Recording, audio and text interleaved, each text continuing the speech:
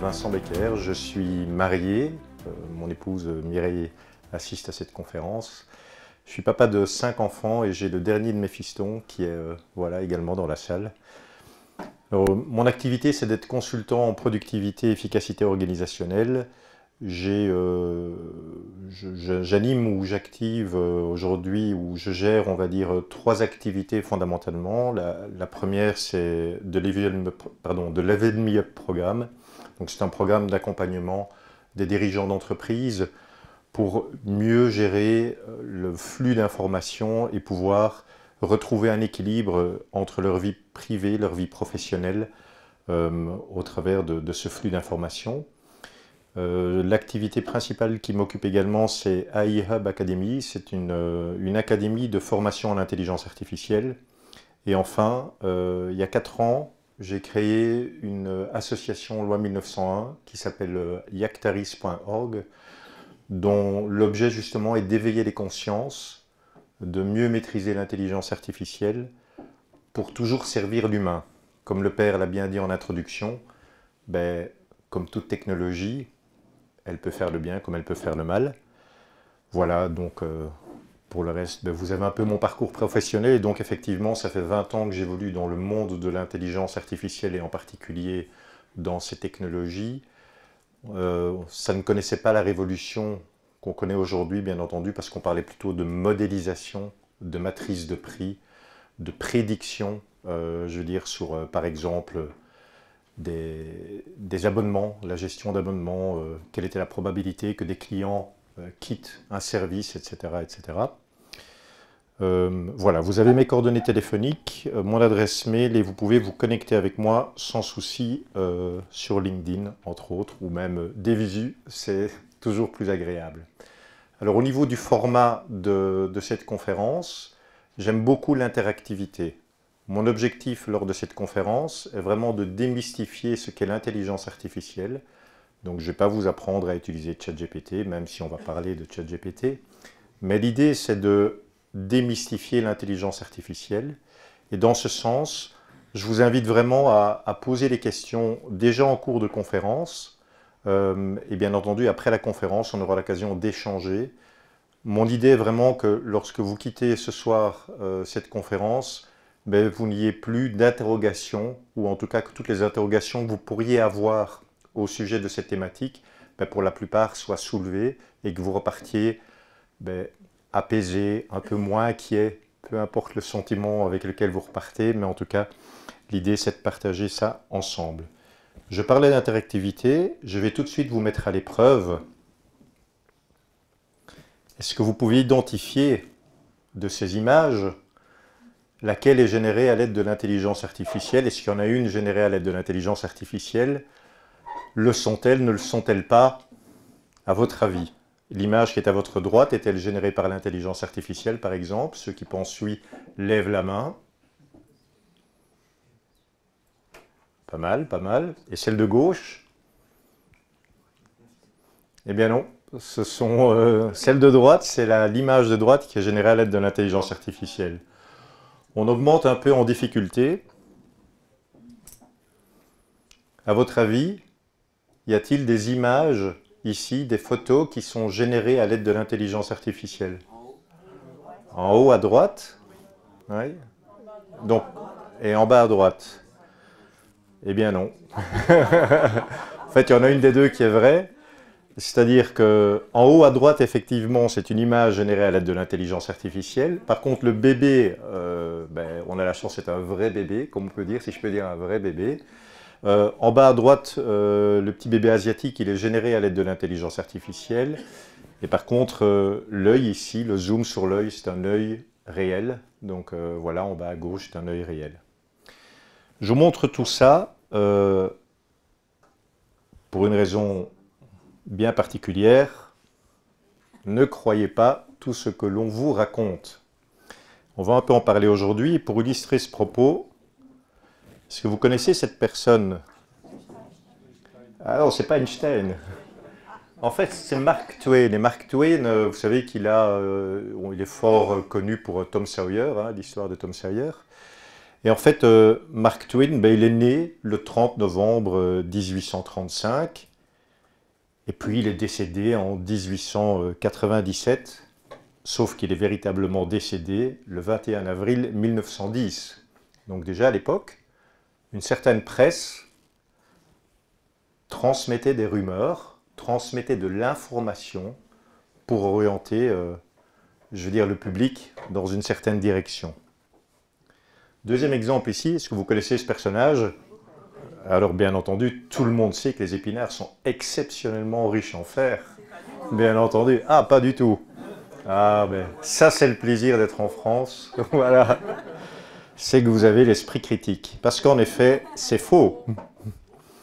C'est une erreur typographique qui est à l'origine de cette croyance populaire. Et ce malentendu persistera jusqu'au XXe siècle. Je pensais qu'il y aurait certaines personnes de l'auditoire qui pensaient encore vraiment que les épinards étaient riches en fer, mais vous êtes tous bien avertis. Et donc l'intelligence artificielle n'échappe pas à cette thématique. Et donc aujourd'hui, ben, voilà ce qu'on en dit. L'IA va-t-elle nous remplacer? L'intelligence artificielle est-elle avec nous ou contre nous? L'IA en roue libre? L'intelligence artificielle dans tous les sens, travailler à l'ère des IA génératives, IA, on ne peut déjà plus s'en passer. Et puis voilà, on va jusqu'à l'IA entretien avec un robot. Le sujet de l'intelligence artificielle fait couler beaucoup d'encre et alimente bien entendu de nombreux mythes et fantasmes. Et franchement, il est grand temps de poser clairement le débat afin de démystifier cette technologie. Donc l'objectif ce soir, c'est vraiment de démystifier la technologie de l'intelligence artificielle pour avoir une compréhension correcte de son fonctionnement. Alors à votre avis, si je vous pose la question, pour vous, qu'est-ce que l'intelligence artificielle? Qu'est-ce qu'on essaye de faire avec l'intelligence artificielle? Avez-vous une idée? Ça vous évoque quoi le mot? Traiter des données. Le quoi? Le Traiter des données. traiter des données, effectivement. Vous avez d'autres idées au sujet de l'IA? Alors, l'intelligence artificielle, ce n'est rien de mystérieux. C'est un domaine de l'informatique. Y a-t-il des informaticiens parmi vous ou des personnes qui utilisent régulièrement l'ordinateur? Voilà. Alors, sachez que l'informatique, c'est un domaine qui est très rigoureux. C'est un domaine dans lequel on parle beaucoup, on utilise beaucoup de mathématiques, on utilise beaucoup de statistiques, on utilise beaucoup de probabilités. C'est un domaine dans lequel on a beaucoup de normes. Et en fait, ce qu'on essaye de faire avec l'intelligence artificielle, c'est qu'on essaye de créer des machines qui sont capables d'imiter le fonctionnement du cerveau humain. Alors notre cerveau humain, en moyenne c'est 600 grammes, ça consomme à peu près 20% de notre énergie corporelle, et notre cerveau humain sert fondamentalement à trois choses. Il sert effectivement à traiter de la donnée pour pouvoir prendre des décisions afin de résoudre des problèmes. Et tout ce qu'on essaye de faire, c'est de créer des machines qui sont capables de fonctionner comme fonctionne le cerveau humain, à savoir traiter de traiter de l'information, de la data, pour résoudre des problèmes et prendre des décisions plus éclairées. Alors le père en a touché un petit mot dans son introduction. Peut-on parler d'intelligence? À votre avis? Qui dit oui, qui dit non? Oui? Non? Bon, il n'y a pas beaucoup de oui. Si l'on s'en tient stricto sensu à la définition du dictionnaire, alors vous remarquerez que je n'ai pas été chercher une définition dans Wikipédia. Qui a l'habitude d'utiliser Wikipédia? Voilà, ben Wikipédia, il faut savoir que ce n'est pas une source fiable. On reparlera des sources tout à l'heure. Donc les sources fiables que nous avons, ce sont les dictionnaires, les encyclopédies, entre autres. Et dans le dictionnaire, ben remarquez d'abord que intelligence est un mot féminin. Voilà.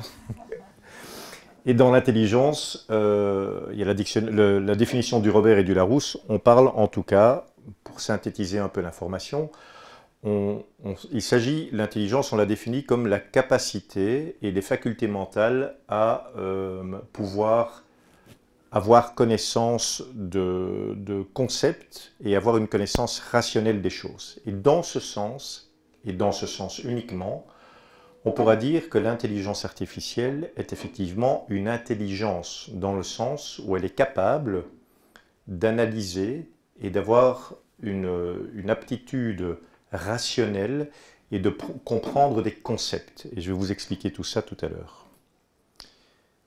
Parlons maintenant un peu de l'histoire de l'intelligence artificielle. Savez-vous depuis quand ça existe?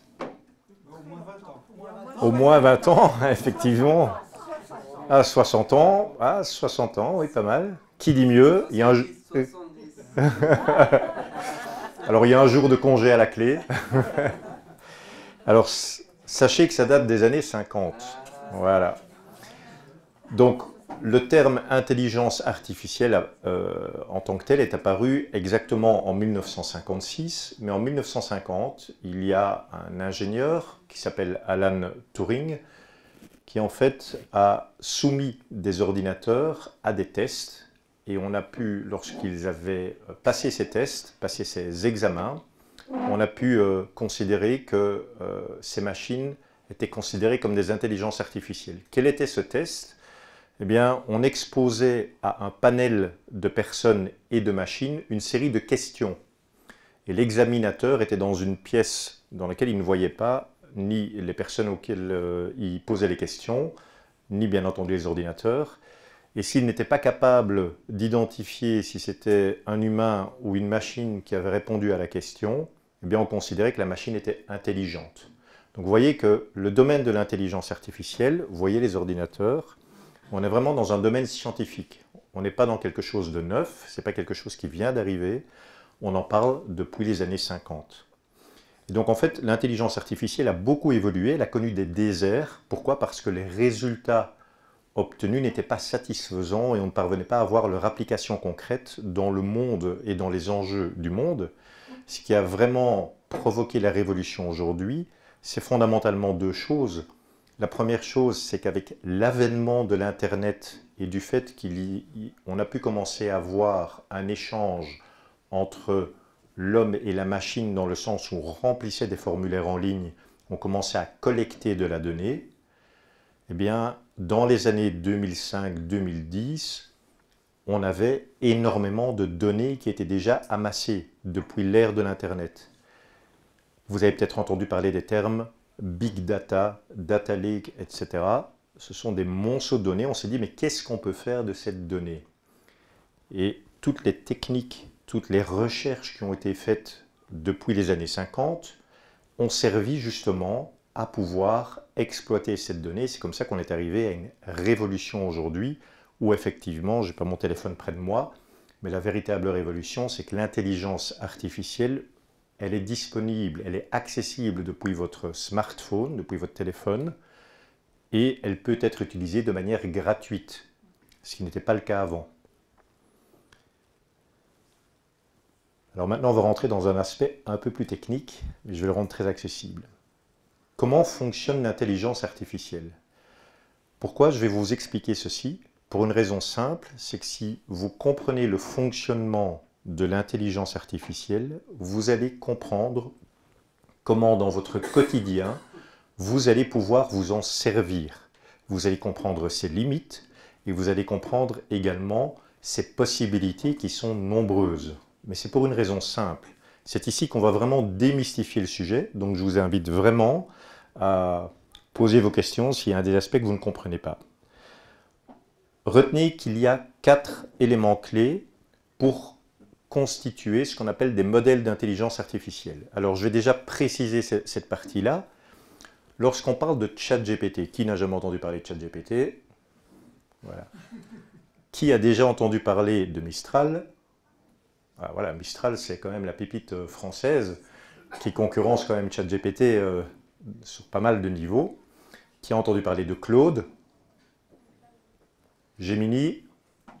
Ah, ben quand même, il y a des connaisseurs, il y a pas mal d'utilisateurs d'IA, à mon avis, dans la salle. Eh bien, ça, il s'agit de solutions. Donc là, je vous parle, ce sont des outils. Copilot, ChatGPT, Mistral, ce sont des solutions, ce sont des produits. Je ne vais pas vous parler des produits, j'en parlerai plus tard. Je vous parle de ce qu'il y a derrière le produit. Je vous parle du modèle. Le modèle, c'est le moteur de l'intelligence artificielle. D'accord? Ce qu'il faut comprendre, c'est le fonctionnement de ces modèles. Parce que l'outil, après, c'est juste un moteur qui est mis dans une belle voiture. Oui, c'est un coup de l'IA. Dans une belle voiture, vous m'entendez bien là? Donc dans une belle voiture qui a plus ou moins d'options. Ça, c'est le produit, c'est l'outil. Alors sachez qu'au niveau de l'intelligence artificielle, il y a donc 4 composants. Le premier composant clé, nous en avons parlé, c'est la donnée. Au niveau de la donnée, sachez, je vais essayer de schématiser mon propos et de l'illustrer, sachez que pour créer un modèle d'intelligence artificielle, il faut minimum 3 jeux de données. En fait, vous allez avoir un premier jeu de données. Alors un jeu de données, c'est quoi? C'est un ensemble de livres, un ensemble de sites internet. C'est toute de la donnée qui est disponible publiquement, gratuitement ou que l'on peut acheter. Vous savez qu'il y a des vendeurs de données. Alors je vous rassure déjà, cette donnée, elle est anonymisée. D'accord? Donc on va retrouver dans ces modèles de données, par exemple, des données, des données médicales, comme des radiographies ou de l'imagerie médicale. Cette imagerie médicale, en fait, c'est de l'imagerie médicale qui est, comment dire, c'est de l'imagerie médicale qui est anonymisée, donc on ne peut pas la lier à une personne. Mais ce premier jeu de données, ça va être la donnée sur laquelle le modèle va apprendre. Donc qu'est-ce qu'on va faire? On va exposer de la donnée à un ordinateur et on va apprendre à cet ordinateur toute cette donnée. Ensuite, il faudra un deuxième jeu de données. Ce deuxième jeu de données va servir à valider si le modèle a bien appris. Je prends un exemple. Imaginez qu'on expose à un ordinateur des millions de photos de chats et qu'on lui apprend ce qu'est un chat. Donc un chat dans toutes les postures, dans toutes les positions, etc. Une fois que le modèle a appris, on va lui faire passer des examens, si vous voulez. On va représenter un autre modèle de données avec tout un ensemble d'images de chats que l'ordinateur n'a jamais vues. On va même y mêler d'autres animaux et on va demander à l'ordinateur s'il est capable, dans quelle mesure il est capable de distinguer les chats des autres animaux. Une fois que ces deux modèles de données qu'il a bien appris considèrent qu'il a suffisamment d'aptitude, on va considérer que le modèle d'intelligence artificielle est prêt, mais comme les données sur lesquelles il a travaillé ne sont plus vierges, parce qu'il a travaillé, il a appris sur cette donnée, lorsqu'on va vouloir mettre le modèle à disposition du public, eh bien, on va devoir lui donner, l'alimenter avec de la donnée dite fraîche, qu'il n'avait jamais vue auparavant. Vous comprenez? Donc c'est un peu comme nous tous. On a tous été à l'école. À l'école, qu'est-ce qui s'est passé? On nous a appris toute une série de choses, on a passé des examens, enfin on a d'abord appris toute une série de choses, et puis lorsqu'on passait d'année en année, on a dû passer des examens, on a dû valider nos acquis. Une fois que nous avions validé nos acquis, on est arrivé dans la vie, et dans la vie, on a utilisé notre connaissance pour pouvoir travailler, accomplir nos tâches. Le fait d'avoir cette donnée présente deux problèmes fondamentaux sur lesquels je vais revenir par la suite. Le deuxième élément constitutif de l'intelligence artificielle, ce sont les algorithmes. Alors, les algorithmes, on a des ingénieurs formidables, des mathématiciens formidables qui ont développé des algorithmes. Retenez que pour créer un modèle d'intelligence artificielle, on utilise en général 7 algorithmes différents.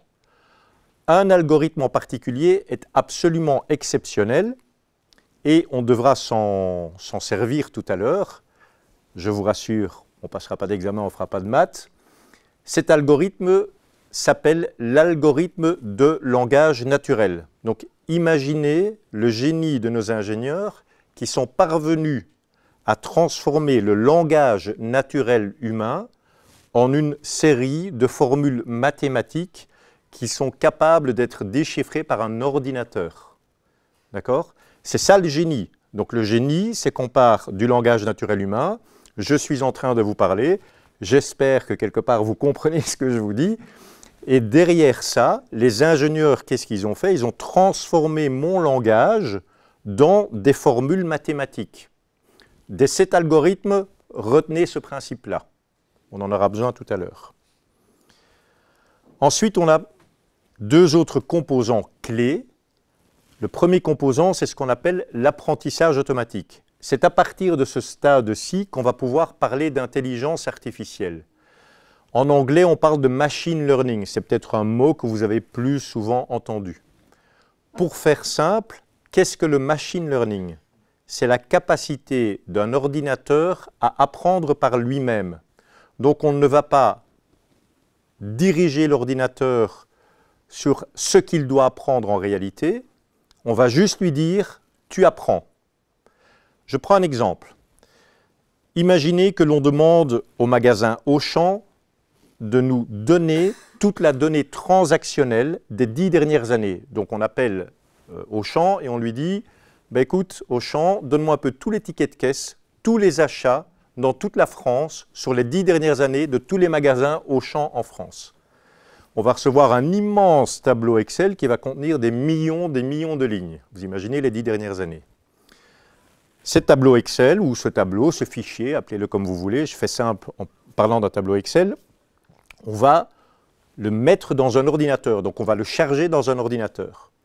Et puis on va téléphoner à Monsieur Météo, ou Madame Météo, ça dépend, et on va lui demander, écoutez, sur les 10 dernières années, donnez-moi également toutes les prévisions météorologiques et tout ce qu'il y a eu comme température, comme changement climatique, etc., sur les mêmes 10 dernières années. On reçoit à nouveau un immense fichier avec une quantité incroyable de données qu'on va donner à ce même ordinateur. Donc cet ordinateur va recevoir deux types de données qui a priori n'ont rien à voir ensemble.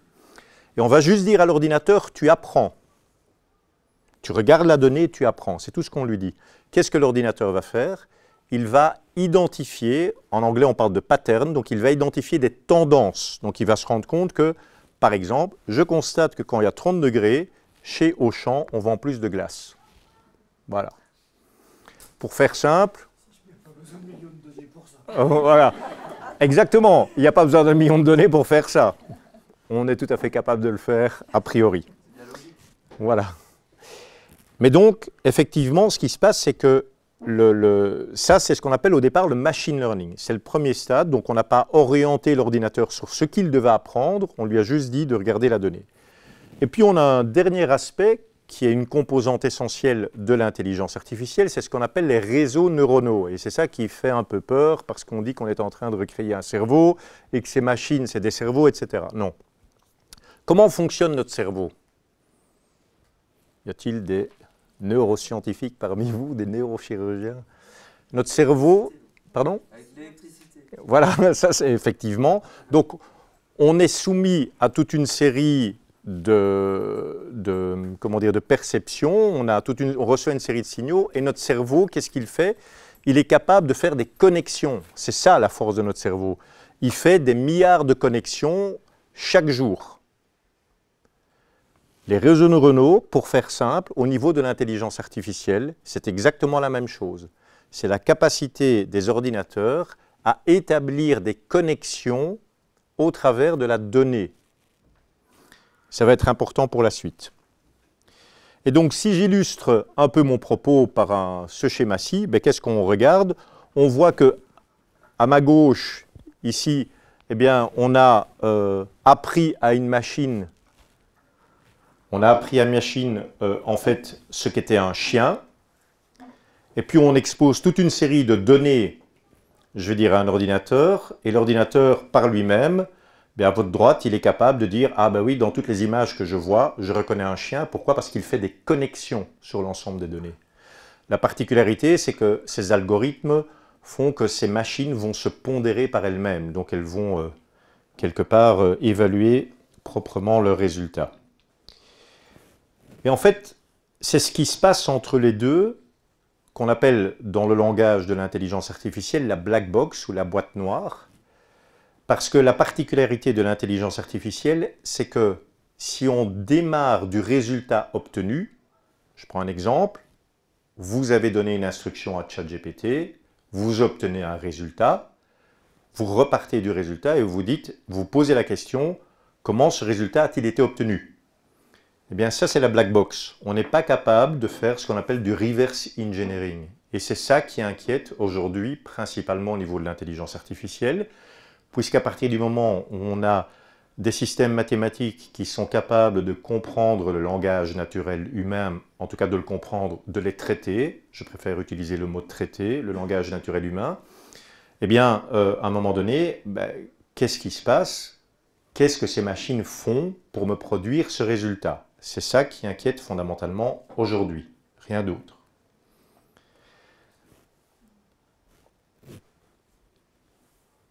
Savez-vous sur combien de paramètres, en l'occurrence le modèle de ChatGPT, a été entraîné? 100 milliards. 100 milliards, c'est pas mal, c'est pas mal. Alors attention, ça pique les yeux. 100 trilliards de paramètres. Donc ce qu'il faut bien comprendre, c'est que l'intelligence artificielle, elle se nourrit de la donnée. Je vais vous montrer exactement la différence entre une intelligence artificielle et un moteur de recherche. Et donc comprenez qu'aujourd'hui, le modèle qui est derrière ChatGPT, est-ce que vous connaissez ce modèle? Il s'appelle comment? C'est le modèle GPT de ChatGPT, voilà, tout simplement. Non, c'est pas Google, on va y revenir par la suite. Ce modèle a appris, on lui a exposé 100 trilliards de données. Autrement dit, vous imaginez la quantité de données que ce modèle a absorbé. Je vous disais qu'ici, il y a un premier phénomène qu'on observe dans l'utilisation de l'intelligence artificielle, qui est une des causes des dérives de son utilisation, c'est le fait que beaucoup de personnes confondent intelligence artificielle et moteur de recherche. Et beaucoup de personnes utilisent l'intelligence artificielle comme moteur de recherche, alors qu'il ne s'agit pas du tout d'un moteur de recherche. Pour illustrer mon propos, je vais vous montrer comment fonctionne un moteur de recherche, en l'occurrence Google. Vous voyez, si je tape une requête dans la barre de recherche, voilà, on est dans les temps. Eh bien, regardez, donc la requête que j'ai introduite, ce sont des mots-clés. Et en fait, Google, j'ai posé la question « Qu'est-ce que le carême ?» Google, qu'est-ce qu'il fait? Il m'affiche une série de résultats. Alors, si on observe un peu les résultats, vous voyez qu'on a des résultats de différents types. On peut avoir des vidéos, on peut avoir un texte qui vient du diocèse de Luçon, on peut avoir des textes, on peut avoir différentes sources de contenu. Un moteur de recherche est en fait un annuaire. Vous imaginez une immense bibliothèque. Lorsque vous allez poser une question, lorsque vous allez introduire ce qu'on appelle un mot-clé ou une requête dans la barre de recherche, comme je l'ai fait là-haut, eh bien, en fait, les moteurs de recherche, qu'est-ce qu'ils font? Ils vont juste dans la bibliothèque et lister les résultats dans lesquels on va parler de la thématique ou des mots-clés qu'on a cités dans la barre de recherche. OK? Ça, c'est le moteur de recherche. À côté de ça, si on fait la même opération dans ChatGPT et qu'on pose exactement la même requête, qu'est-ce que le carême? Est-ce que vous observez une différence? Quelle est la différence que vous observez? Voilà, il produit le résultat. Donc il ne liste pas une série de sources ni de références, mais il produit le résultat. Alors je vous disais qu'au niveau de la donnée, qui est une des composantes essentielles, on a deux problèmes majeurs au niveau de l'intelligence artificielle. Avez-vous une idée des problèmes majeurs qui sont liés à ces données? Les réponses sont en fonction des idées de celui qui l'a conçu. Ah, non. Pardon d'être un peu direct, mais Non. L'énergie qu'il faut pour les garder. Il y a de l'énergie, effectivement, il y a les enjeux climatiques. Les données peuvent être falsifiées, non? Les données peuvent être falsifiées. Est-ce qu'aujourd'hui, les données peuvent être falsifiées dans Google? Oui. Oui. Sur Wikipédia, par exemple. Voilà. Vous aviez Des réponses uniformes. les réponses uniformes. Bon, on va préciser les deux problèmes majeurs qui sont liés à la donnée. Le premier problème majeur, on parle des sources de données. Alors, je vous ai expliqué que, par exemple, pour prendre en l'occurrence ChatGPT ou un fonctionnement d'un modèle d'intelligence artificielle, je vous ai dit qu'il y avait 3 niveaux de données, donc les données d'apprentissage, les données de validation et les données de travail. Donc c'est comme s'il avait été à l'école jusqu'à un certain moment. Ces sources de données, en fait, c'est son premier niveau de sa base de connaissances. Ça veut dire qu'aujourd'hui, lorsque vous allez poser une question, ce qu'il ne faut jamais faire dans ChatGPT par exemple, on pose des questions que dans 2 cas de figure, je vous expliquerai lesquels. Eh bien, ChatGPT, comme on l'a vu, qu'est-ce que le carême va vous produire un résultat. Ce résultat, il le crée au départ de 0. Et je vais vous montrer comment il le crée. Ça veut dire qu'il ne va pas chercher une information dans un contenu, mais il le crée, parce qu'il décompresse de la donnée. Ça veut dire que la source, ce sur quoi il a appris, n'a peut-être rien à voir avec notre contexte. Parce que le ChatGPT, en l'occurrence, qui est beaucoup utilisé aujourd'hui, sa source de données, elle provient principalement des pays anglo-saxons. On est d'accord? Donc ça veut dire que si vous demandez, ben, tiens, je dois rédiger un document avec une dernière directive fiscale en vigueur, bien, il va vous rédiger le document et il va vous inventer une directive fiscale, mais elle ne sera pas actualisée. Je prends un autre exemple. Si vous demandez maintenant à ChatGPT qu'est-ce qui se passe dans la guerre en Ukraine, ou qu'est-ce qui s'est passé hier en Ukraine, ChatGPT va vous produire un résultat, le terme a été bien utilisé, on produit un résultat, mais ce résultat est faux, parce qu'il ne va pas chercher de l'information ailleurs que dans sa base de connaissances. Ok ? Je vais vous expliquer plus en détail comment ça fonctionne. Ça, c'est le premier problème. Le deuxième problème, c'est celui-ci.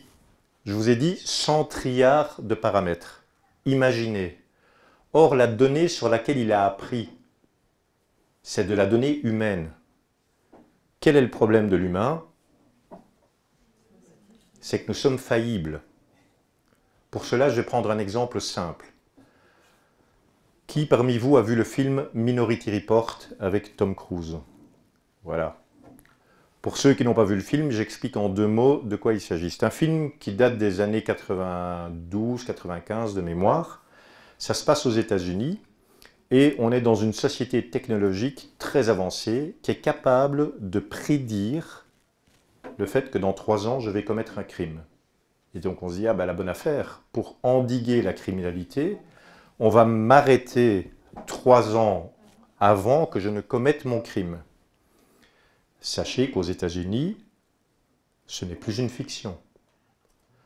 Pour créer ce modèle d'intelligence artificielle capable d'endiguer la criminalité et d'arrêter des criminels en amont, on a dû entraîner des modèles. Vous êtes d'accord avec moi?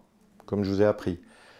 Les données qu'on a utilisées pour entraîner les modèles, ce sont des données qui proviennent en grande partie du système judiciaire américain. Vous êtes d'accord avec moi?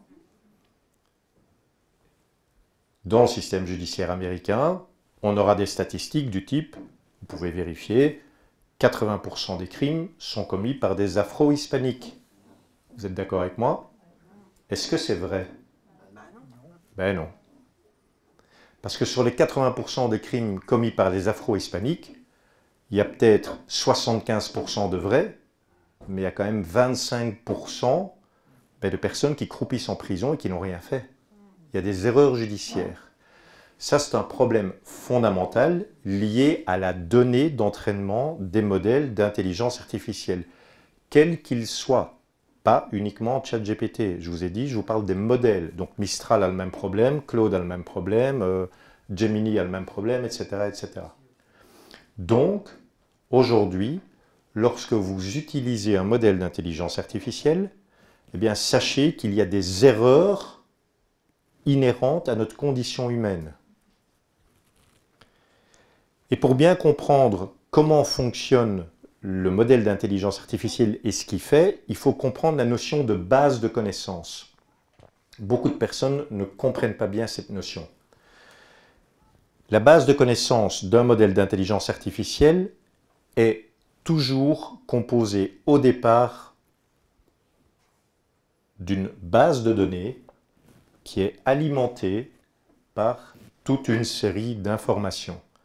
Donc vous imaginez un cylindre fermé dans lequel on a donné à une machine de l'information.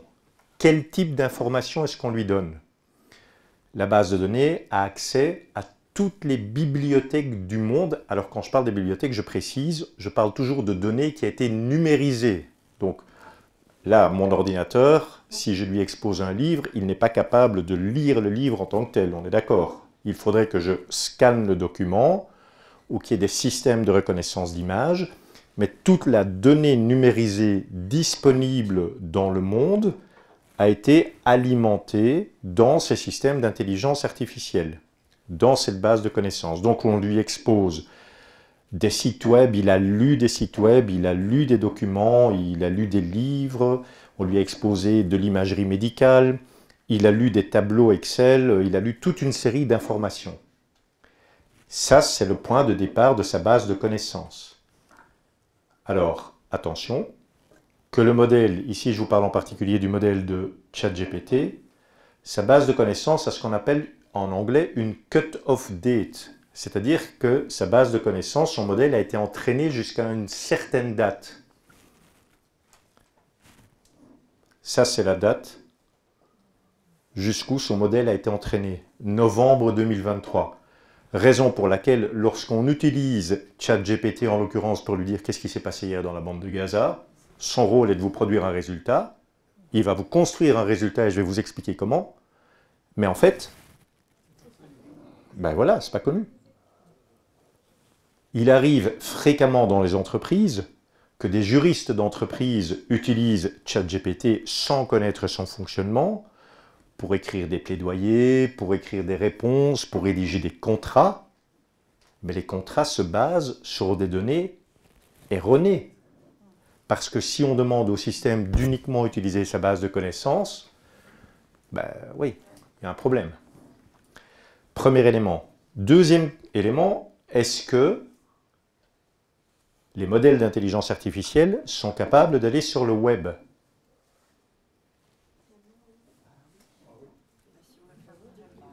Je ne sais pas. En fait, un modèle d'intelligence artificielle n'est pas capable d'aller sur le web. Un modèle d'intelligence artificielle, il a juste sa base de connaissances. Par contre, une solution comme ChatGPT, comme Gemini, comme Copilot, pas Mistral, pas Claude, parce que pour l'instant, ils n'ont pas accès au web, eh bien, il ne vaut pas sur le web. Donc ChatGPT, je parle de ChatGPT, il est capable d'aller sur le web. Mais quand il va sur le web, quel moteur de recherche utilise-t-il? Ah non. Pas Wikipédia non plus. Il utilise le moteur de recherche Bing. Pourquoi utilise-t-il le moteur de recherche Bing? Vous avez une idée? Parce qu'en fait, Bing, quelle est la société derrière Bing? Microsoft. Et Microsoft est actionnaire à 49% de la société OpenAI qui produit, entre autres, la solution, le modèle GPT et la solution ChatGPT. Autrement dit, lorsqu'on utilise ChatGPT et qu'on se dit « Ah, je vais lui demander de m'écrire un bel article sur le carême ou voilà, sur un autre sujet », déjà on croit qu'il va sur le web, mais il ne va pas sur le web. Il est capable d'y aller, mais il faut lui dire d'y aller. Ah oui, sinon il ne va pas. Sinon tout ce qu'il fait, il va dans sa base de connaissances. Et troisième élément qui alimente sa base de connaissances, c'est vos propres documents. Et sachez aujourd'hui, s'il y a bien une chose à retenir, hop là, j'ai été un peu vite, pardon, c'est qu'au niveau de cette base de connaissances, il a une hiérarchie d'utilisation. Autrement dit, si vous ne spécifiez rien à votre intelligence artificielle, à ChatGPT, je vais parler de ChatGPT, il va utiliser sa base de connaissances. Je vous ai dit, il est capable d'aller sur le web. Attention, il va sur Bing. Alors je précise, Bing est utilisé à peu près à 8%, 10% en Europe. Le moteur de recherche principal, d'ailleurs, c'était le cri de joie de l'Assemblée. Il va sur Google. En fait, le moteur de recherche le plus répandu en Europe est Google. C'est pas Bing. Autrement dit, même si vous dites à ChatGPT d'aller chercher de l'information sur Bing, vous n'aurez peut-être pas de l'information actualisée. Et ça n'a rien à voir avec l'intelligence artificielle. C'est à voir avec le travail des référenceurs. Parce qu'aujourd'hui, référencer sur le marketing, c'est en fait, référencer en marketing, c'est publier son site web ou son document sur des moteurs de recherche. C'est déjà tout un travail de le faire sur Google. Alors vous imaginez s'il faut le faire sur Bing, sur Ecosia, sur DuckDuckGo et les autres, c'est beaucoup de travail et beaucoup d'argent. Vous aviez une question, monsieur? Oui. Je ne sais pas si je peux intervenir. Bien sûr, je vous en prie. J'ai une mini-expérience de ChatGPT. Oui. Il ne faut pas lui poser de questions. Évidemment, je vais lui poser des questions. Oui. Je vais lui poser 3 questions. Une, pour le faire un peu chier, une question philosophique. Qu'est-ce que l'idéomorphisme aristotélicien? Oui. Il m'a super bien répondu. Ça peut être normal, vu qu'il va dans toutes les bibliothèques du monde. Oui. Je lui ai posé comme question ensuite, quelle est la différence entre l'hérésie d'Arius et d'Eutychès? C'est en théologie, il a été excellent. Et ensuite, je me suis dit, bon, d'accord, et donc je lui ai dit, moi j'ai créé un jardin de cocaïne, c'est un atelier chantier d'insertion par le maraîchage bio, je lui ai dit, qu'est-ce que le jardin de cocaïne de la Haute-Borne, c'est-à-dire à Villeneuve-d'Ascq? Eh bien, il m'a fait une réponse très très bonne que j'ai trouvée, et je ne retrouvais pas mes expressions que j'avais laissées sur Internet, etc. Et c'est pas dans les bibliothèques du monde. C'est sur le web, mais il a recomposé quelque chose. Comment il s'est sourcé du coup? Eh bien, je vais vous expliquer juste après comment il a fait. Juste après. Mais donc, retenez cette hiérarchie, parce que lorsque vous ne dites rien à ChatGPT, comme vous l'avez fait, il va utiliser sa base de connaissances. Lorsque il est capable d'aller sur le web, mais il faut lui dire d'aller sur le web. Alors, en pratique, on lui dit de deux manières. Soit on introduit une adresse ou un lien d'un site web qu'il doit visiter, soit il y a un bouton recherche web qu'on peut actionner dans la barre de ChatGPT et il va rechercher sur le web. Et troisièmement, il va utiliser votre propre base de connaissances. La hiérarchie, c'est si vous voulez un travail précis et que vous voulez qu'il soit très factuel et qu'il s'appuie sur des sources effectives, vous devez lui donner les documents, vous devez lui donner du contexte dans lequel il doit travailler. Et en fait, ce contexte, ce seront vos documents, vos sources de données, avec le problème du fait qu'il y a la confidentialité liée à ces sources de données. Comme beaucoup de personnes utilisent le modèle gratuit de ChatGPT, sachez que lorsque vous alimentez le modèle gratuit de ChatGPT avec vos données, eh bien, à ce moment-là, il va utiliser ces données non pas pour continuer son apprentissage, mais pour affiner sa connaissance. Donc ça veut dire qu'il y a un problème de confidentialité lié aux données. Je ne vais pas rentrer là-dedans, on pourra en parler tout à l'heure. Mais est-ce que vous avez bien compris le fonctionnement de ChatGPT? Et donc je vous disais tout à l'heure, il n'y a que deux cas de figure dans lesquels on peut poser des questions à ChatGPT. Ben, le premier cas de figure, vous l'avez sous les yeux. C'est lorsqu'on vous alimentez vous-même votre base de connaissances dans ChatGPT. Parce que là, vous allez poser des questions à vos documents. Okay? Et le deuxième élément, c'est lorsque vous avez commencé une conversation avec ChatGPT en lui donnant une instruction, vous allez pouvoir itérer sur le résultat en lui posant des questions. Ok? Oui. Gemini va effectivement sur Google, parce que c'est le modèle de Google. Mais le modèle d'apprentissage n'est pas le même que le modèle GPT, donc il a un autre fonctionnement. Mais lui utilise Google. Mais est-ce que pour autant tout ce qui est sur Google est vrai? Voilà. Deuxième élément, on parle des algorithmes. Okay, les algorithmes, je vous ai dit, c'est des formules mathématiques. Et les algorithmes, on n'a rien inventé. Ça existe depuis de nombreuses années. Au niveau des algorithmes, je vous disais tout à l'heure, ce qui est formidable, ce qui est exceptionnel, c'est que nos ingénieurs ont été capables de transformer le langage naturel humain, je dis bien, je précise bien, le langage naturel humain, en un modèle mathématique. Alors ici, si vous êtes encore un peu frais, je vous emmène dans le fonctionnement pour vous expliquer comment il construit ses réponses. Je vais simplifier au maximum mon propos. Retenez que pour construire sa réponse, il va passer par 3 étapes. Voici les étapes que ChatGPT utilise pour construire une réponse. Démonstration. Vous avez là, à l'écran, une instruction que vous pourriez donner dans ChatGPT. Donc vous imaginez que sous les yeux, vous avez ChatGPT et vous dites à ChatGPT: imagine que tu es un guide touristique spécialisé dans l'histoire de Paris, ton objectif est de créer un itinéraire d'une journée pour des étudiants, etc., etc., etc. C'est comme si vous posiez une question, donnez une instruction dans ChatGPT. Qu'est-ce qu'il se passe derrière? Qu'est-ce que le moteur fait? Le moteur va faire ce qu'on appelle de la tokenisation. En fait, il va transformer votre texte en jetons. Je vous explique. Voici en grand ce que ChatGPT fait. Les tokens, les jetons, c'est quoi? C'est l'alphabet de l'intelligence artificielle. En fait, vous devez comprendre que pour transformer mathématique le langage naturel humain, il faut qu'on apprenne à la machine un alphabet de correspondance. C'est comme si j'apprenais le cyrillique, de but en blanc, on va d'abord m'apprendre l'alphabet cyrillique pour que je puisse reconnaître des lettres, etc. C'est exactement la même chose. Ce qu'on appelle la tokenisation en intelligence artificielle, c'est le fait de transformer le langage naturel humain et de le faire correspondre à l'alphabet du modèle d'intelligence artificielle. Qu'est-ce que ça veut dire? On peut se dire, ah ben oui, il découpe des mots. En fait, lorsqu'on regarde, je sors un peu du cadre, on constate que, regardez, par exemple, le mot itinéraire, il le décompose en 1, 2, 3, 4, 5 jetons. Donc ce n'est pas une décomposition en fait grammaticale ou ce n'est pas une séparation des mots. C'est propre au système d'intelligence artificielle. Quelle que soit la version que vous utilisiez, chaque version a son propre alphabet. Donc première étape, je donne une instruction, l'ordinateur processe tout ça et le transforme dans son alphabet.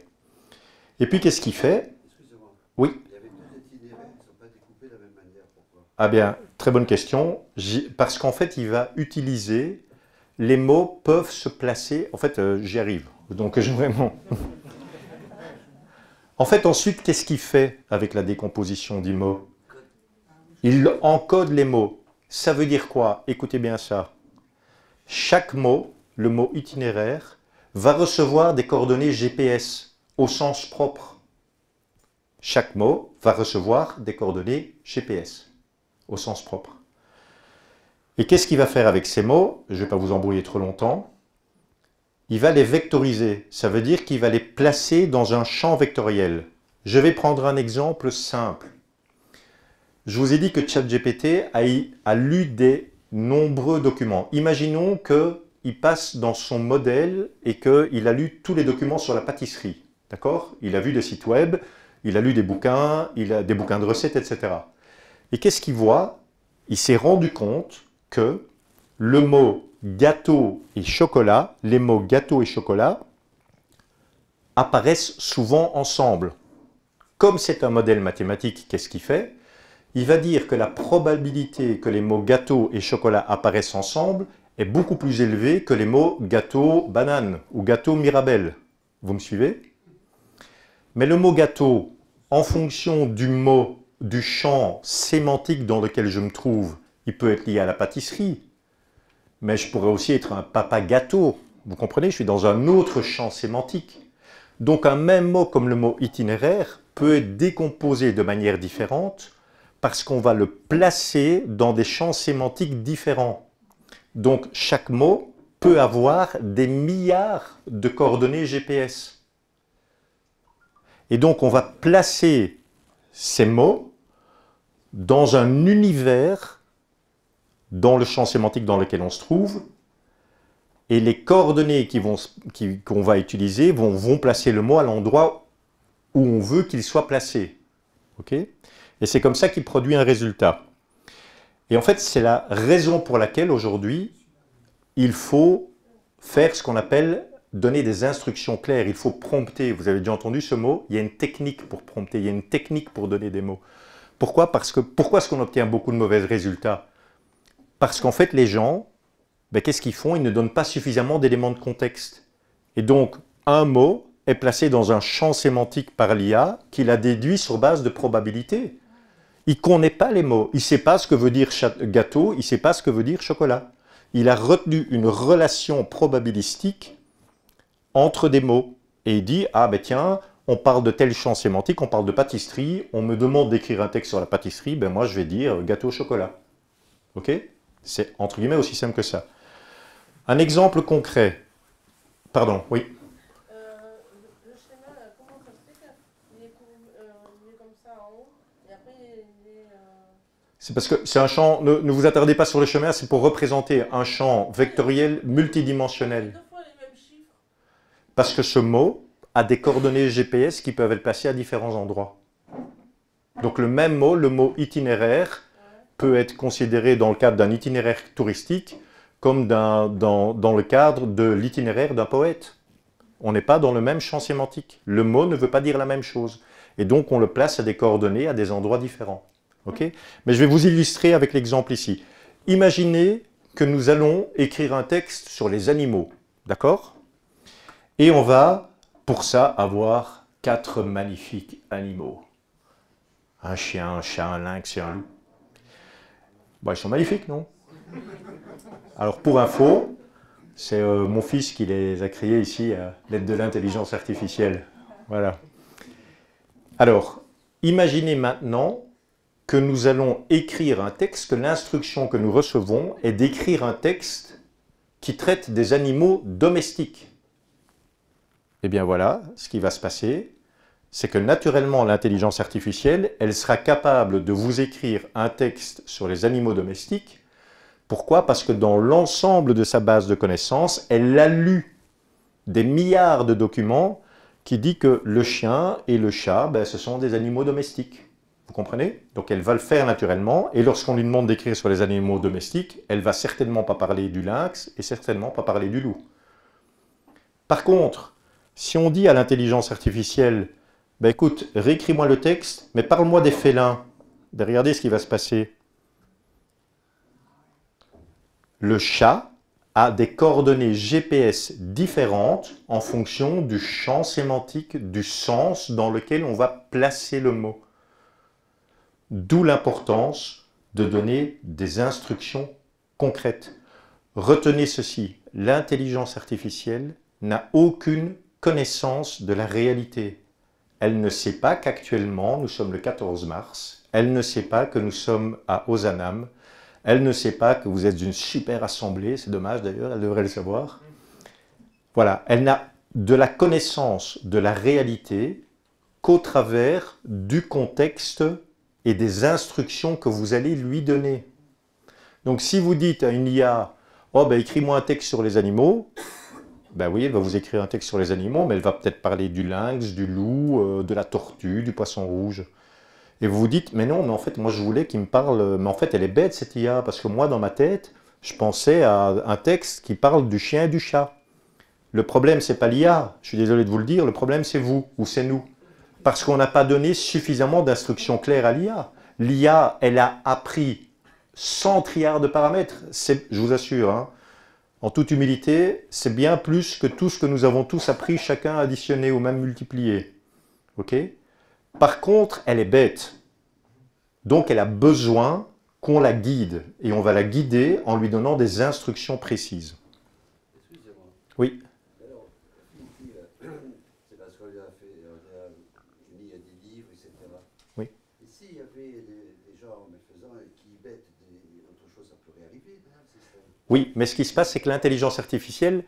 Alors, merci de me poser la question. En fait, si vous voulez, l'intelligence artificielle, elle a lu les livres, mais elle ne mémorise pas le contenu. qu'est-ce qu'elle fait en lisant les livres? Elle voit les mots et elle fait des connexions, c'est à ça que servent les réseaux neuronaux, probabilistiques entre des associations de mots. Mais vous avez raison, si quelqu'un, imaginons que dans la salle ici, tout d'un coup, on écrit tout le monde, tous les jours, que la Terre est plate, à un moment donné, la relation probabilistique entre le mot Terre plate va devenir plus grande que celle qu'elle a aujourd'hui dans sa connaissance. Bon, il faut déjà y aller, quoi, hein, d'accord? Mais imaginons, donc elle ne retient pas. Vous demandez à ChatGPT de vous réciter, par exemple, la tirade du nez de Cyrano de Bergerac, pardon, eh bien, elle sera tout à fait capable de le faire, pas parce qu'elle a mémorisé la tirade, parce qu'elle a retenu la relation et la connexion entre les mots de la tirade. Mais à un certain moment, si vous lui dites « Ah, ben continue à écrire la tirade », en fait, elle va continuer à vous écrire la tirade. Elle va vous rajouter voilà, des phrases, etc. Mais ces phrases n'auront jamais existé, vous comprenez? Mais elle va continuer probabilistiquement à faire des relations entre les mots. Voilà. Vous suivez?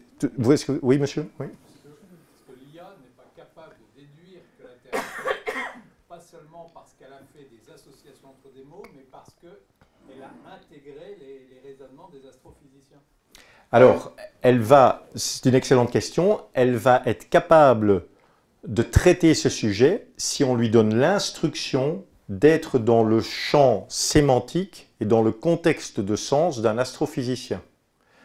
Et donc, si on lui dit, par exemple, ben, tu es un astrophysicien renommé, ta tâche est d'écrire une thèse sur tel et tel sujet dans l'astrophysique, déduis-moi, elle va le faire, parce que dans son univers sémantique, dans sa base de connaissances, elle fera la relation en disant « Ah, on me demande de parler d'astrophysique, moi dans tous les bouquins d'astrophysique, dans tous les sites web que j'ai lus d'astrophysique, eh bien, je sais que j'arrive à déduire que Terre, etc.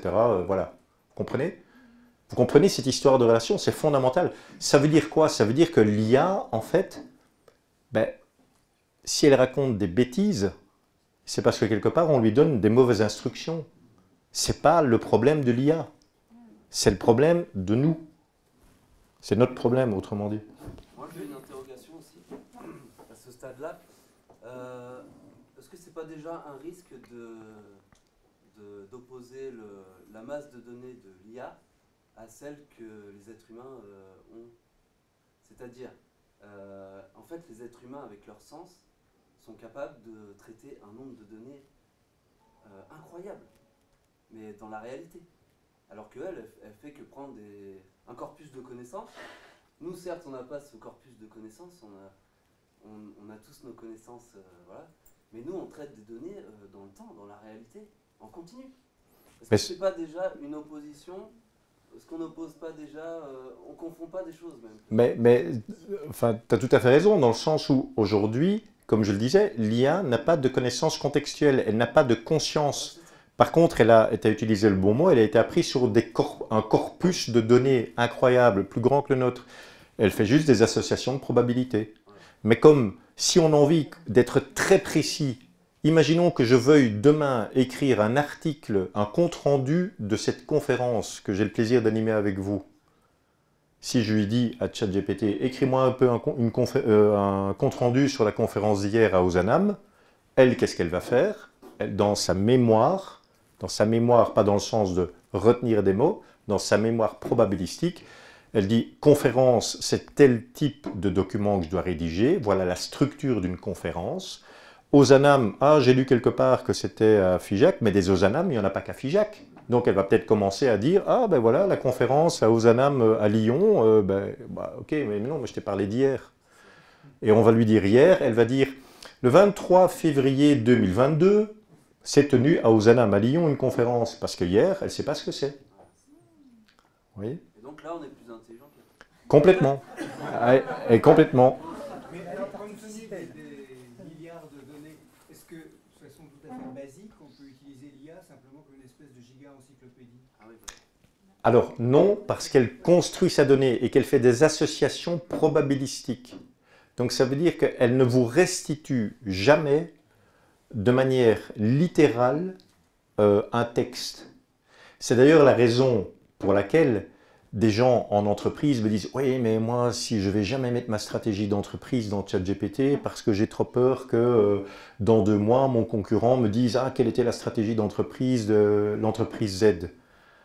En fait, l'IA ne va jamais vous restituer la stratégie d'entreprise telle quelle de la société Z.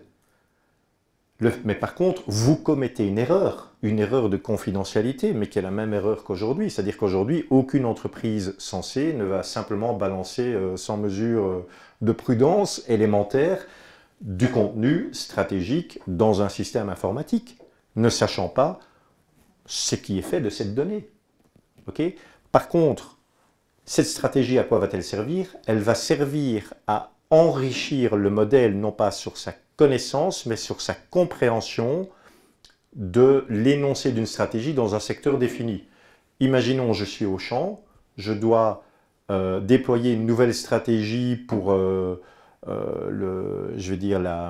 déploiement de nouveaux magasins d'un nouveau type, et j'écris toute ma stratégie, et j'utilise ChatGPT pour le faire. Mais est-ce que ça va juste faire dans le système de ChatGPT, ça va lui dire « Ah, ben en France, une stratégie de la grande distribution, ça ressemble à ça. » C'est tout ce que ça fait. Voilà. Excusez-moi. Oui. Quand vous parlez de jardin, la Terre plate, sur Gemini, il y a parle de théorie du complot. Oui. Certains groupes diffusent des théories du complot sur lesquelles la Terre serait plate et que les gouvernements du monde entier conspireraient pour cacher la vérité. Est-ce que Gemini est allé sur le web pour le trouver ou c'est dans des sources? Gemini, c'est Google. Donc Gemini est un autre modèle. Donc lui utilise sa source qui est le web. Voilà. Et donc il va dessus. Mais posez la question à ChatGPT, vous allez avoir un texte et qui va vous dire ben non, la Terre est plate. Il va nuancer, il va dire ah oui, certaines personnes disent que la Terre est plate, mais en fait, en réalité, etc. etc. Okay. Quelles sont les forces de l'intelligence artificielle? Vous avez ici un graphique qui montre en abscisse les années jusqu'en 2022 et en ordonnée, vous avez un pourcentage de performance humaine. Et les différentes couleurs montrent des aptitudes humaines, on va dire, en termes de langage naturel, c'est-à-dire de la reconnaissance d'écriture, de la reconnaissance de voix, de la reconnaissance d'image, etc.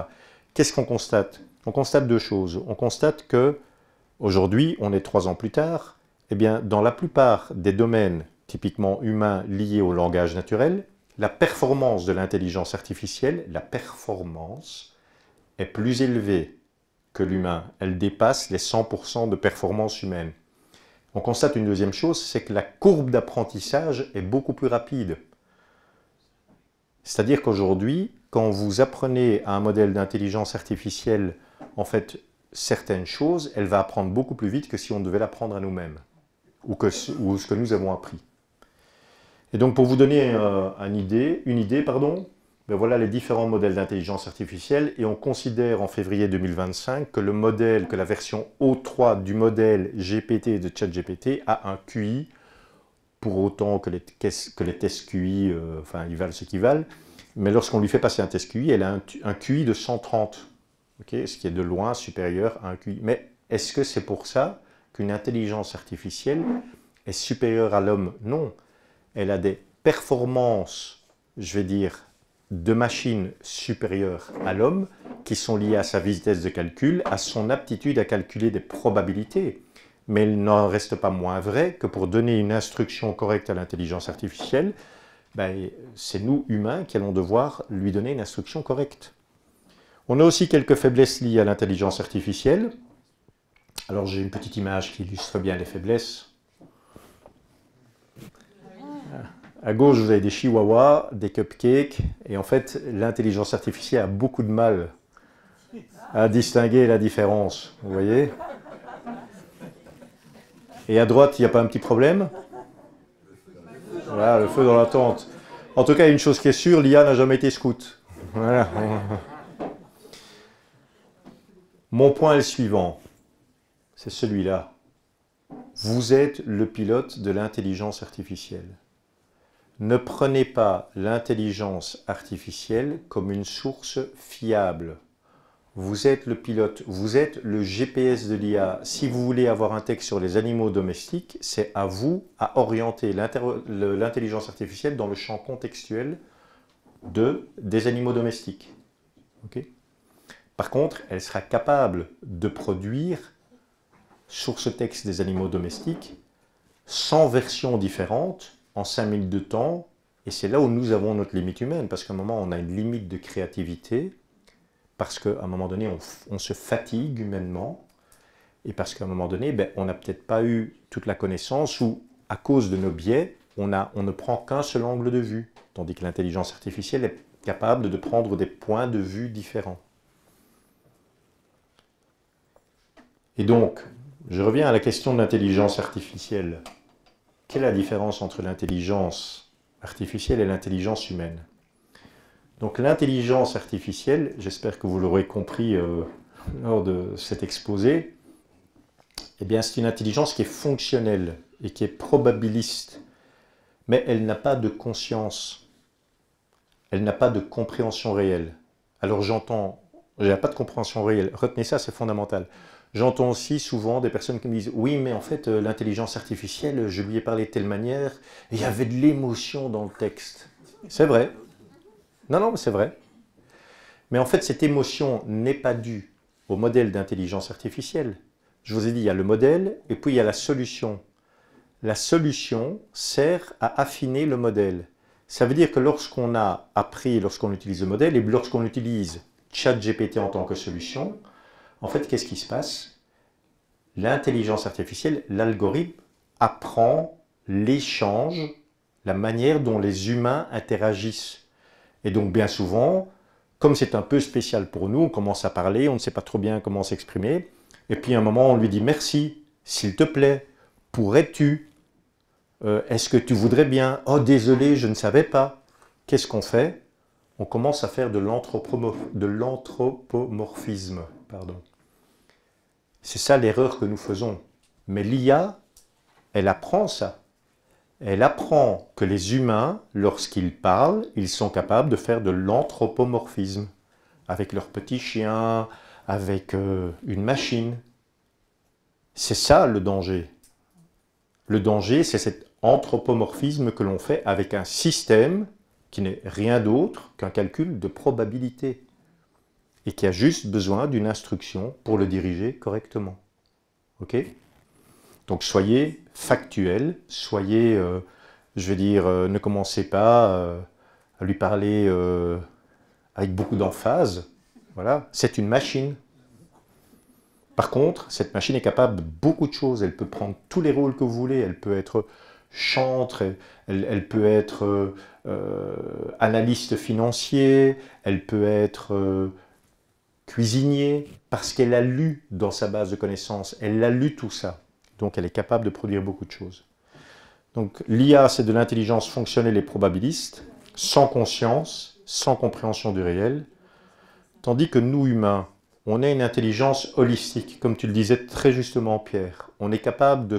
Il y a une atmosphère ici, ce soir, dans cette salle. Cette atmosphère, l'IA ne la sent pas.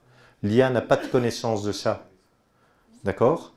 Et on est capable de perception parce qu'on reçoit des impulsions extérieures par nos sens. C'est ça qui fait notre force. Et cette intelligence holistique, elle est intégrée. Et on est capable d'empathie, on est capable de discernement moral et on est capable de transcendance. Nous, on est capable de parler d'amour. Ah oui, vous allez me dire, mais l'IA est aussi capable de parler d'amour. Oui, l'IA est capable de parler d'amour. Mais elle est capable de parler d'amour dans le sens probabilistique.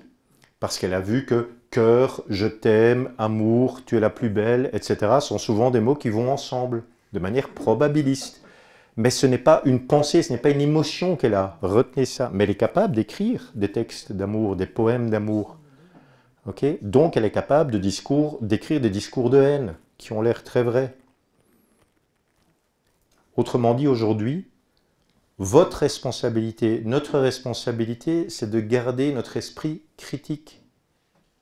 De garder notre esprit critique. Raison pour laquelle je vous montrais l'image de Popeye au début, etc. Ne croyez pas tout ce qu'on vous dit. Aujourd'hui, quand vous avez un inconnu qui vous appelle à la maison au téléphone, est-ce que vous lui faites 100% confiance d'emblée? Non. Par contre, si c'est vos enfants qui vous disent quelque chose, est-ce que vous leur faites a priori confiance? Ok? C'est la même chose. Autrement dit, l'IA n'est pas une menace, mais c'est un outil complémentaire qui va nous permettre de redevenir, à mon sens, ça c'est ma perception, beaucoup plus humain. Pourquoi? Parce que toutes les tâches à faible valeur ajoutée, je vais pouvoir les déléguer à l'intelligence artificielle pour autant que je l'oriente correctement et pour autant que je vérifie le résultat produit.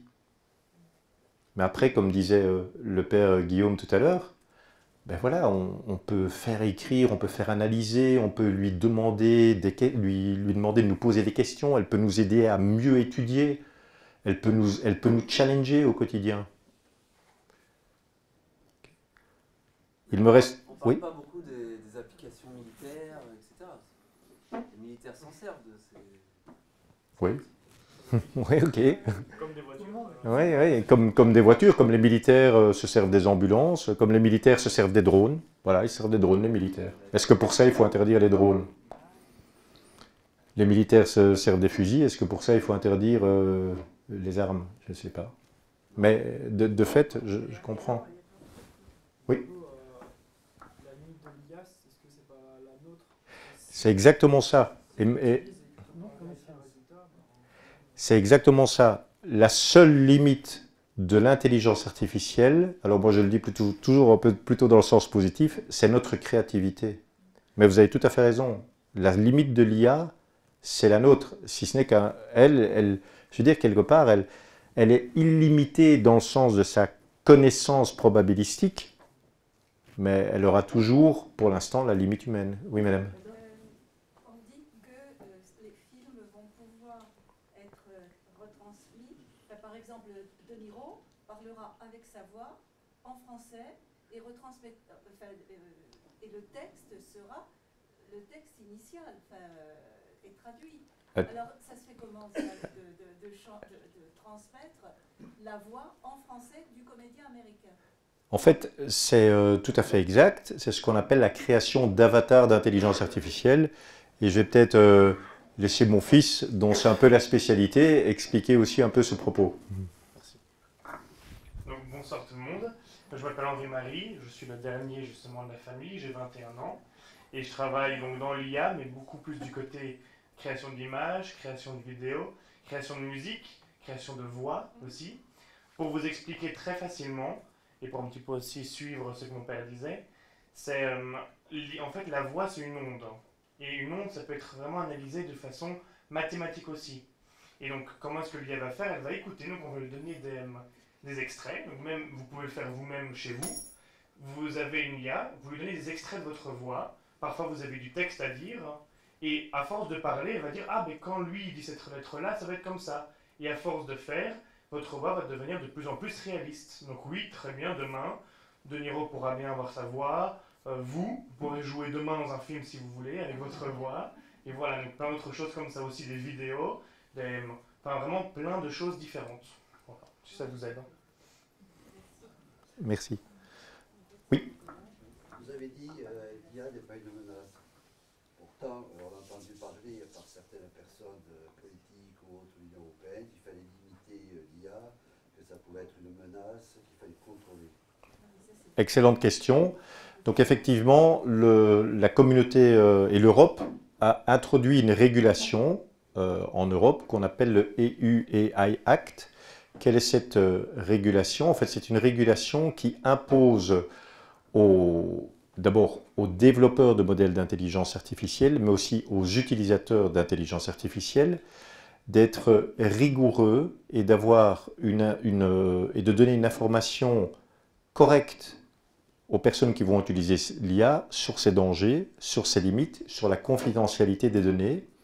Et elle impose aussi une série de règles qui évitent les deux problèmes majeurs dont je vous ai parlé tout à l'heure, c'est-à-dire les biais qui sont liés à l'intelligence artificielle, typiquement la discrimination, les biais de genre. Je vous donne un exemple simple. J'ai formé toute une équipe de personnes qui travaillent dans les ressources humaines et une des tâches que la plupart des ressources humaines nous demandent, c'est de dire comment est-ce que l'intelligence artificielle peut m'aider à rédiger des descriptions de fonctions ou des candidatures. Eh bien, dans le monde médical, lorsque on demandait simplement à l'intelligence artificielle de décrire, de rédiger une description de fonction pour des métiers plus techniques, l'intelligence artificielle, par défaut, elle disait « cherche homme ». Ben, alors qu'il y a des femmes chirurgiens.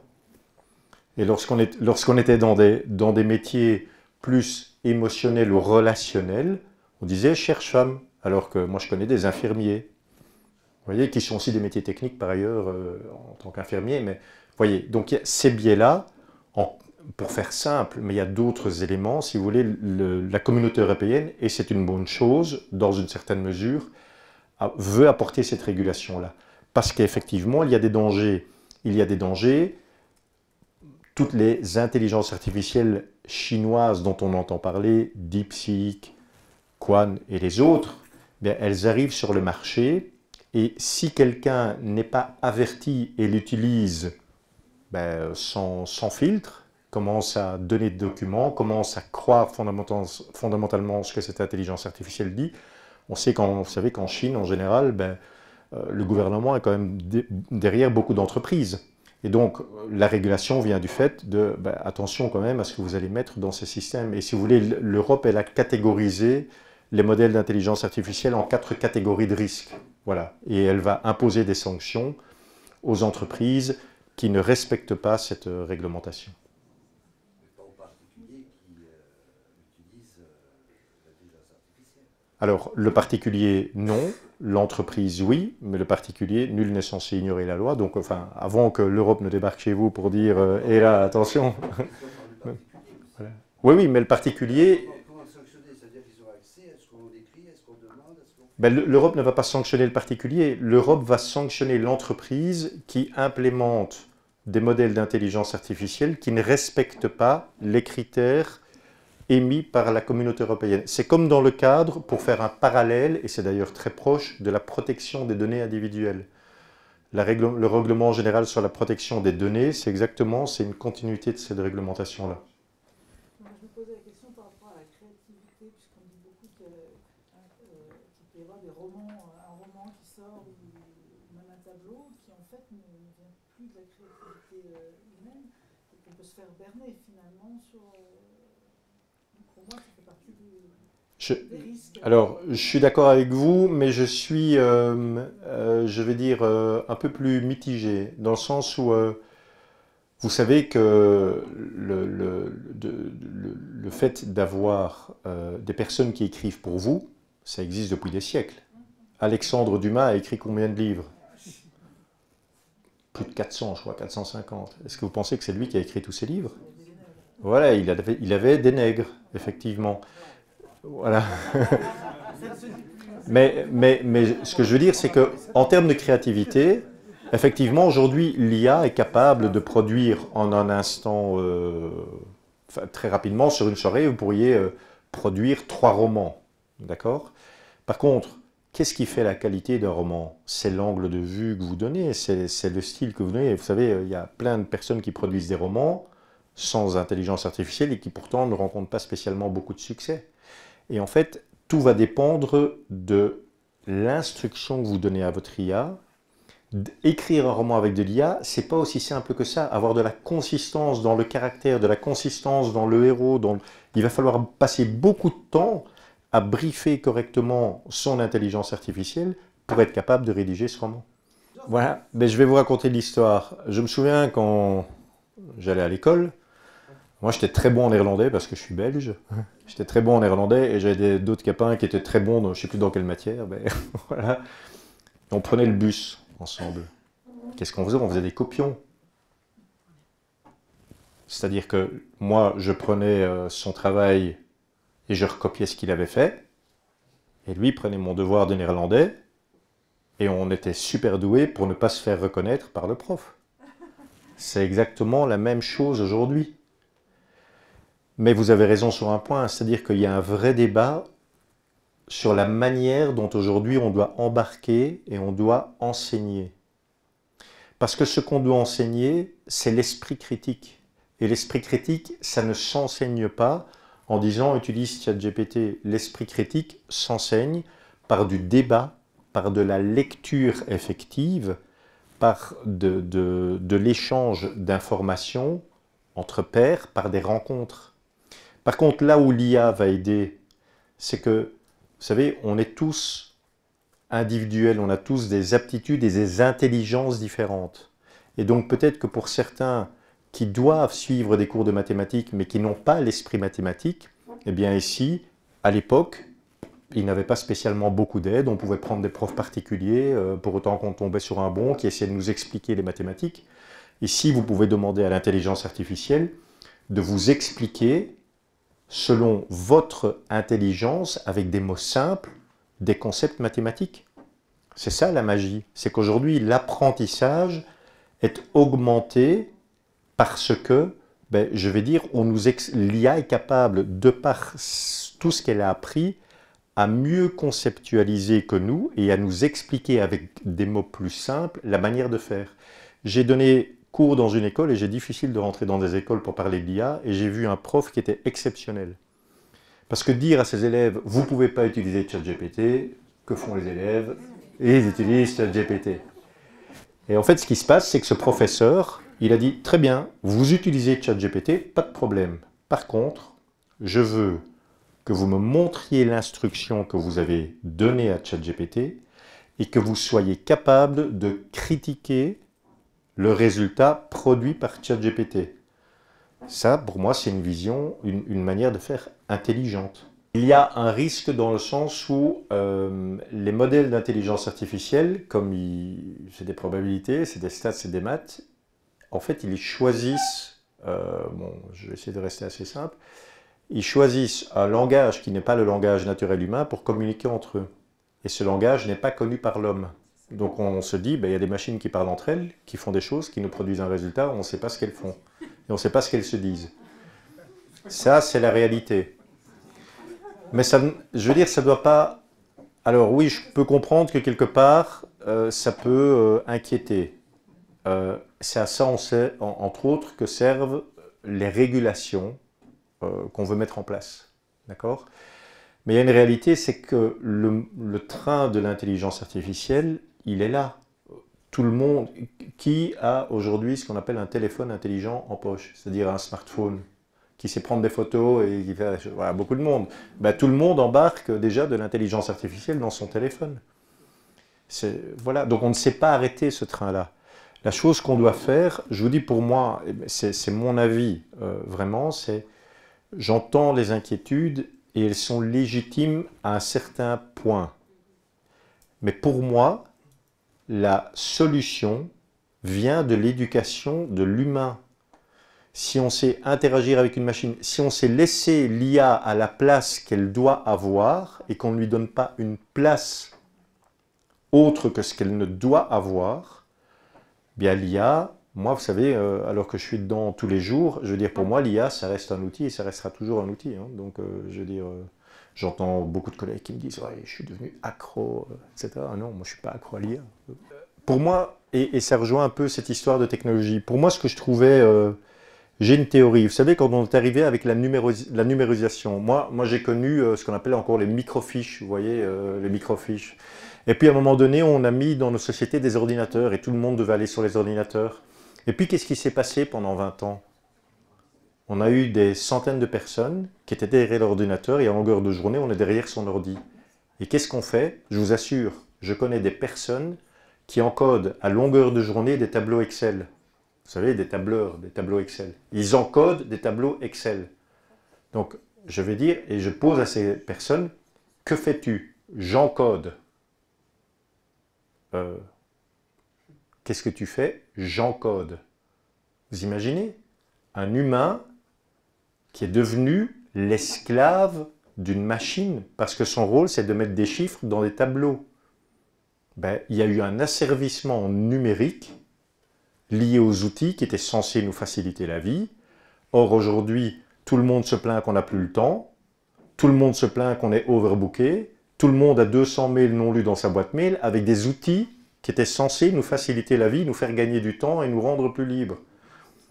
Moi, je crois fermement que l'intelligence artificielle bien utilisée va recréer un équilibre, pour autant, et vous avez tout à fait raison, que nous soyons éduqués à l'intelligence artificielle, à son utilisation, mais que nous soyons éduqués de la même manière qu'on doit être éduqué à la bonne conduite d'une voiture, qu'on doit être éduqué à gérer un ménage, qu'on doit être éduqué, c'est exactement la même chose. On doit être éduqué à l'IA.